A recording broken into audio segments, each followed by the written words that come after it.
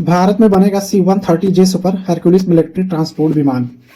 Defence sector में भारत की बढ़ती ग्रोथ ने बड़ी विदेशी कंपनियों को भी भारत की तरफ रुख मोड़ने पर मजबूर कर दिया है। उसी कड़ी में अमेरिकी रक्षा कंपनी लॉकहीड मार्टिन भारत में C-130J सुपर हरक्यूलिस सैन्य परिवहन विमानों की आखिरी असेंबली लाइन लगाने पर विचार कर रही है।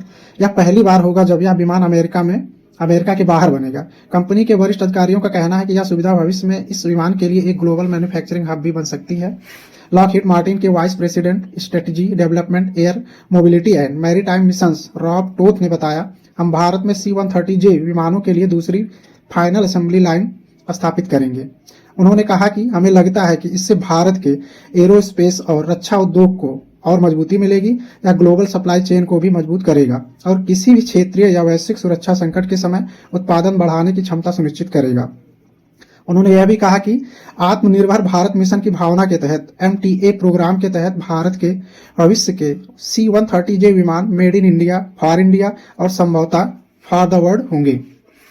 भारतीय वायुसेना ने दिसंबर 2022 में लगभग 80 मीडियम ट्रांसपोर्ट एयरक्राफ्ट खरीदने के लिए एक रिक्वेस्ट फॉर इंफॉर्मेशन जारी किया था। ये विमान वायुसेना के पुराने सोवियत युग के AN-32 और IL-76 विमानों की जगह लेंगे।